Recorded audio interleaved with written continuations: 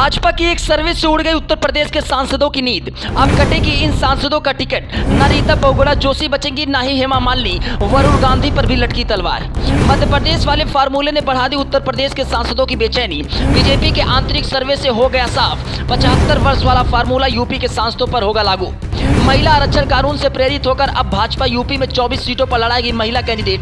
33% आरक्षण को देगी प्राथमिकता। जो सांसद अपने क्षेत्र में नहीं है इफेक्टिव, भाजपा उनका टिकट काटने में नहीं करेगी संकोच। उत्तर प्रदेश के सांसदों में बेचैनी का माहौल, क्या बीजेपी 2024 में बना पाएगी सरकार?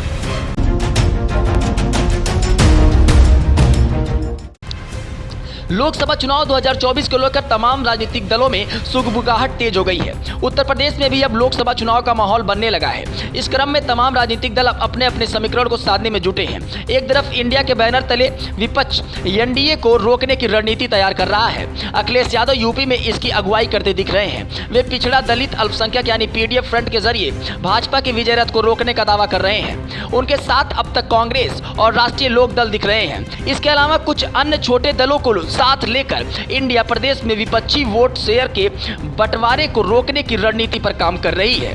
वहीं भारतीय जनता पार्टी ने पिछड़े पर भरोसा जताते हुए दलितों को जोड़ने की रणनीति पर काम कर रही है। सवर्णों का साथ भाजपा को मिलता दिख रहा है। ऐसे में पार्टी यूपी में एक विनिंग समीकरण बनाने की दिशा में आगे बढ़ रही है। इन तमाम समीकरणों के बीच वर्तमान सांसदों की टेंशन बढ़ गई है। विपक्षी सांसद जीत का समीकरण ढूंढने में लगे हैं, तो वहीं भाजपा सांसदों के लिए मध्य प्रदेश विधानसभा चुनाव के समीकरण ने टेंशन बढ़ा दी है।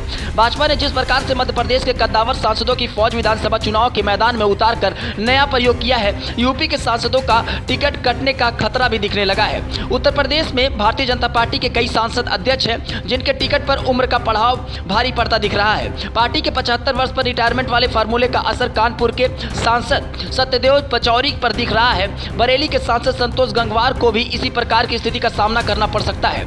फिल्मी एक्ट्रेस हेमा मालिनी क्या तीसरी बार मथुरा से चुनाव लड़ेंगी? ये सवाल पिछले काफी समय से उठ रहा है। वहीं प्रयागराज की सांसद रीता बहुगुणा जोशी भी 75 वर्ष वाले फार्मूले के फेर में फंसती नजर आ रही हैं। माना जा रहा है कि अपने बयानों के भाजपा के लिए लगातार असहज स्थिति बनाने वाली पीलीभीत सांसद वरुण गांधी का टिकट भी कट सकता है। मध्य प्रदेश के भारतीय जनता पार्टी के कद्दावर सांसदों को चुनावी मैदान में उतार दिया है।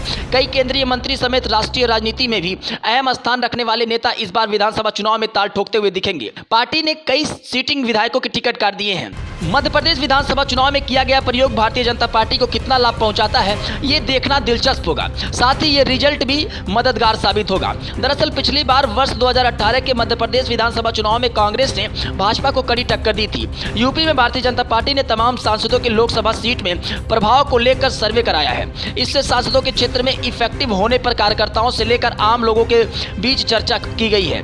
भाजपा की ओर से कराए गए इंटरनल सर्वे में कई सांसद पार्टी की अपेक्षा पर खड़े नहीं उतरे हैं और ऐसे में टिकट वितरण को लेकर उन सांसदों में बेचैनी अधिक बढ़ गई है। भारतीय जनता पार्टी ने नए संसद भवन के उद्घाटन के साथ ही महिला आरक्षण बिल को भी दोनों सदनों में पास किया। इसके तहत देश की लोकसभा और प्रदेश की विधानसभा चुनाव में 33% सीटों पर महिला उम्मीदवारों को उतारने और कानून बनाने का पास किया गया है। 33% सीटों पर पार्टी महिला उम्मीदवारों को चुनावी मैदान में उतार सकती है। ऐसे में यूपी की 80 में से कम 24 सीटों पर पार्टी महिला उम्मीदवारों को उतार सकती है। वैसे लोकसभा समीकरण को लेकर आपका बीजेपी का जो प्लान है, आप इस पर क्या सोचते हैं? अपनी प्रतिक्रिया जरूर दें। बने रहें जीटी न्यूज के साथ। लेकिन अगर ये खबर आप यूट्यूब पर देख रहे हैं तो चैनल को सब्सक्राइब करना ना भूलें। फेसबुक पर देख रहे हैं तो पेज को फॉलो करना ना भूलें।